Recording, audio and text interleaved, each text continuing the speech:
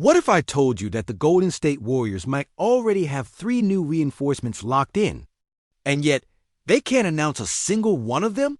What if behind the closed doors of Chase Center, deals are signed, strategies are in place, and the only thing keeping it all under wraps is one name, Jonathan Kuminga? Dub Nation, something big is brewing, and the truth is more explosive than the whispers you heard. This isn't your typical off-season rumor mill. This is high-stakes chess, the kind where one move, one contract decision could dip the balance between another championship run and the slow fade of a dynasty. And right now, the Warriors front office is walking that razor's edge. Welcome back to Warriors News Fan Report, where raw truths collide with splash-era passion. Smash that like button, subscribe, and turn on notifications so your heart never misses a beat, because today's story might be the most important of the offseason. The buzz started quietly, just murmurs among insiders.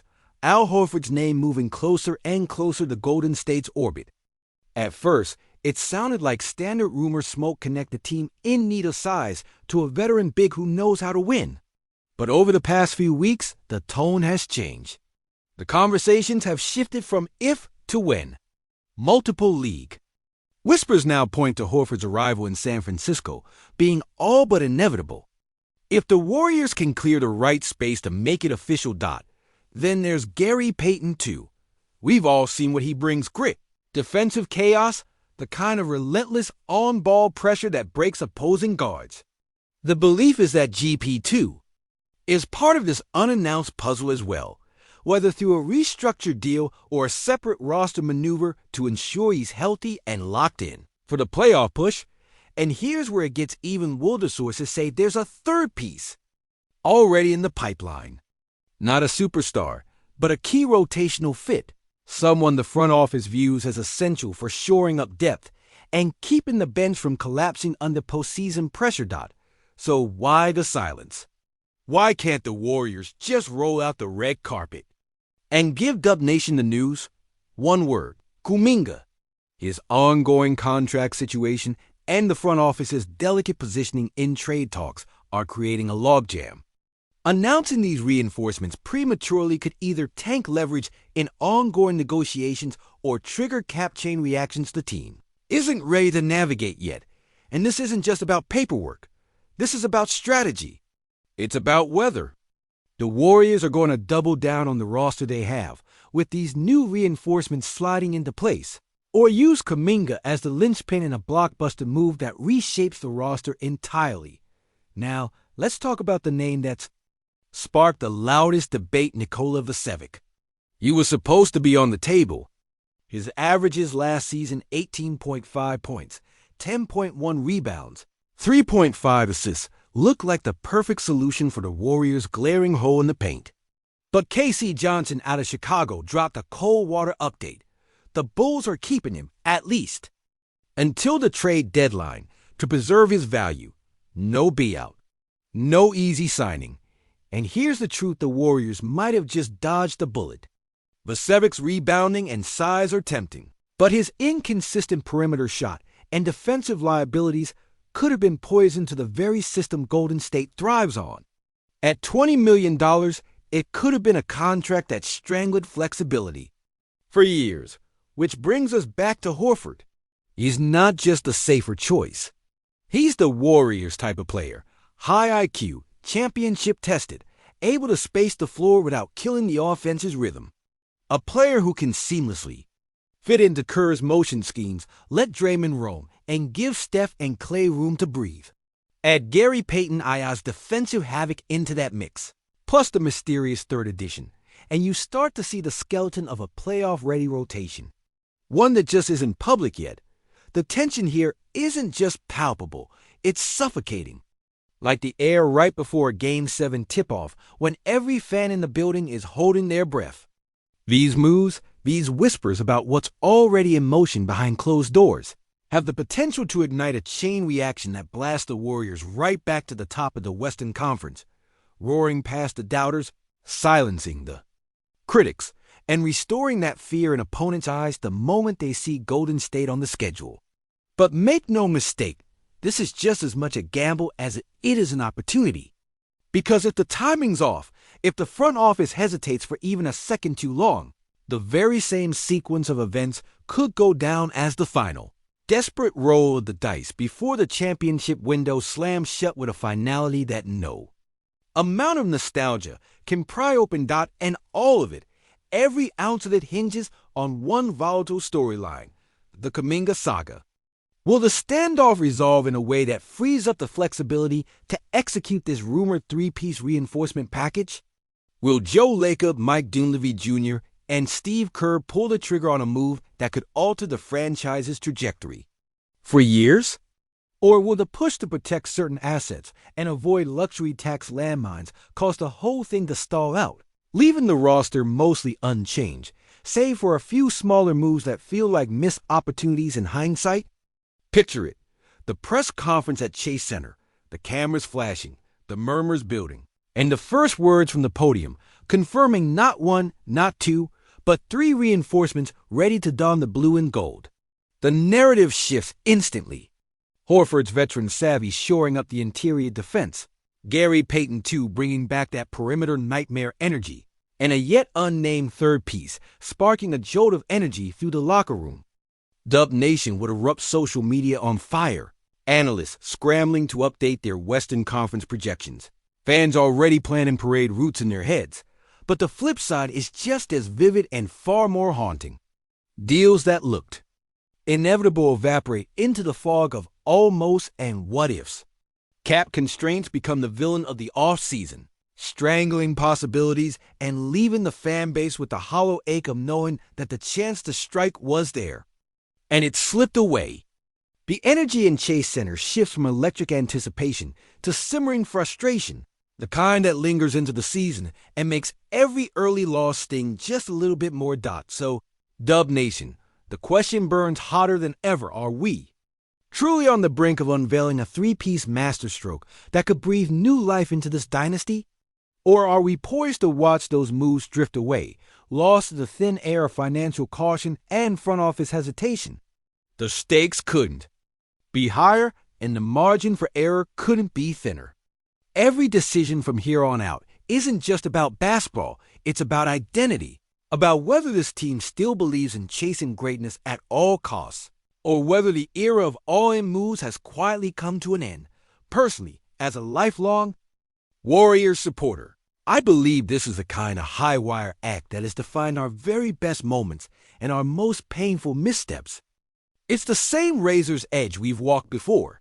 The difference between confetti raining down on Market Street and an off-season spent replaying the decisions we didn't make.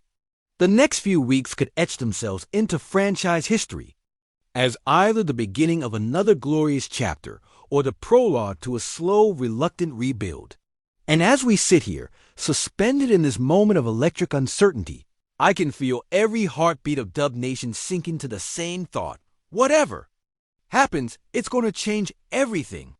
I can't wait to read your thoughts in the comments below. If you just felt your blood turn ice and then flame at the same time reading about Horford's nearing arrival, if that whisper in the basketball winds twisted your gut into a coil of hope and dread, then I want to hear Dub Nation roar so loud it rattles the rafters from Chase Center to Oracle's Ghost. Because this isn't just an off-season storyline. This is the kind of moment where the very soul of a franchise stands on the edge of a blade. A crossroads where the banners hanging high above are not just reminders of past glory, but silent judges staring down at the men, who must now decide whether that glory will burn again or fade into myth. The air around this team right now feels like it's vibrating like the moments before a Game 7 tip-off, when you can hear your own heartbeat in the silence just before the ball goes up. Because Golden State's front office is standing under a spotlight more intense than anything Curry ever stepped into during those champagne-soaked championship nights. Every move now carries the weight of a decade's dynasty of memories, forged in confetti storms and in those gut-punch losses that left us doubled over but still chanting. The potential signing of Al Horford feels, on paper, like the answer you pray for at 2 a.m. when you've been replaying defensive lapses in your head for months. Smooth, cerebral, The defensive glue that doesn't just plug holes, but redefines how the wall is built. This is a man who reads screens better than some scouts read film, who can command the high post like a general surveying the battlefield, and who spaces the floor with the precision of a chess master setting up a checkmate 5 moves ahead. His presence could be the steel beam under the foundation, the thing that lets the Warriors motion a fence. I'm like a perfectly tuned engine again.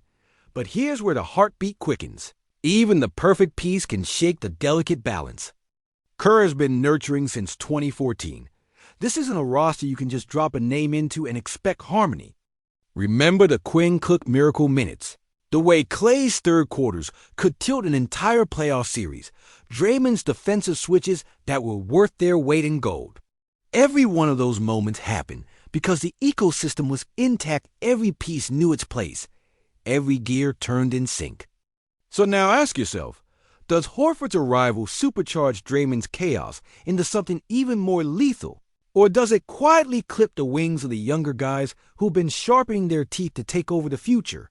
Because make no mistake, this isn't just about filling the stat sheet. This is about culture, vibe, identity.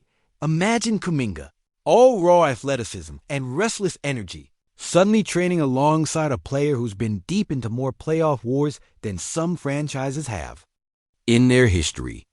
Imagine the lessons in humility, in precision, in how to let the game come to you instead of trying to break it open every possession. That kind of mentorship could be gold. If the minutes, roles, and egos align. And think about Steph Hour, forever baby-faced assassin who's carrying more than his own stat line now. He's carrying the weight of a legacy that demands a new blueprint for the splash era in its final chapters.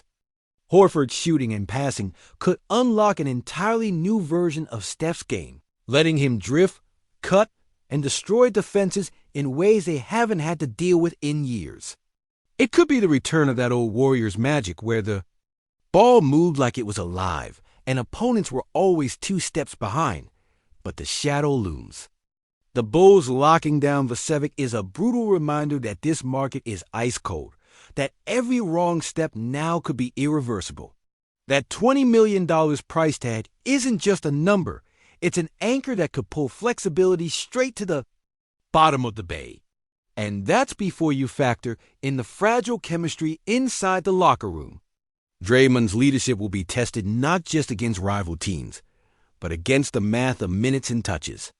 Young lions like Moody and Kuminga are hungry, starving to prove they're not just placeholders, but engines for the next dynasty.